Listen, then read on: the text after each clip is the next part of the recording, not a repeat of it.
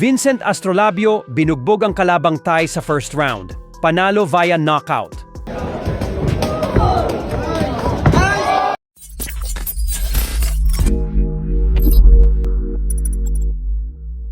So isang napakagandang balita nga po para sa ating mga Pinoy boxing fans. Ito po ay dahil naging matagumpay ang ating pambato na si Vincent Astrolabio sa naging laban nito kontra sa veteranong dayong Thai fighter na si Prasitsak Faprom.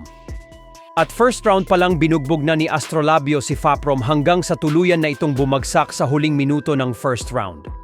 Hindi na nito nagawa pang makabangon sa 10 bilang ng referee. Kaya naman nakuha ni Astrolabio ang panalo via first round knockout. Dahil po dito ay umabante na ang record ni Astrolabio sa 20 panalo na may 15 knockout at 5 talo. Habang si Faprom naman ay lumagapak sa 41 panalo na may 26 na knockout at 5 talo. Factor kasi si Astrolabio He is trying to interviewed him yesterday and he said that his last fight is going to be a new Vincent Astrolabio. si Astrolabio that left upper did connect for Astrolabio.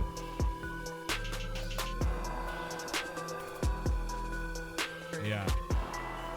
Going specifically on the Wow. Samantala, naging maganda naman nga po ang naging kauna-unahang laban ng Japanese former IBF Super Bantamweight World Champion Yukinori Oguni sa bansang Pilipinas.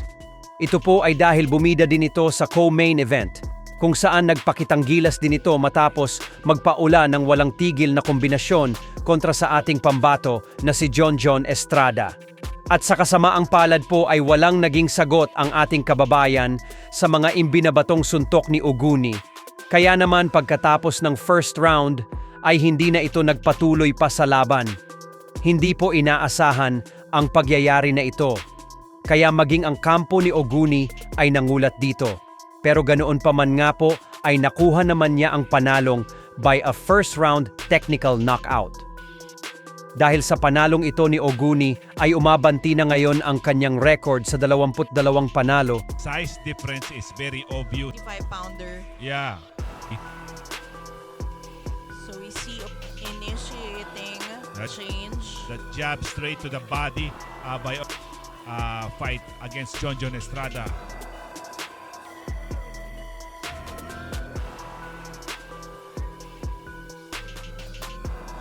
There you go, Oguni targeting. Tail end of round number 1. You're right, partner. Oguni's not. So Jonjon is yet to make an answer. Touch Oguni, but Oguni comes forward, imposing his will on Jonjon Estrada. That's a very lethal weapon for Oguni, that one to the body. Wow! The skills of Oguni is showing. Oh, that hook to the head. And there you have it.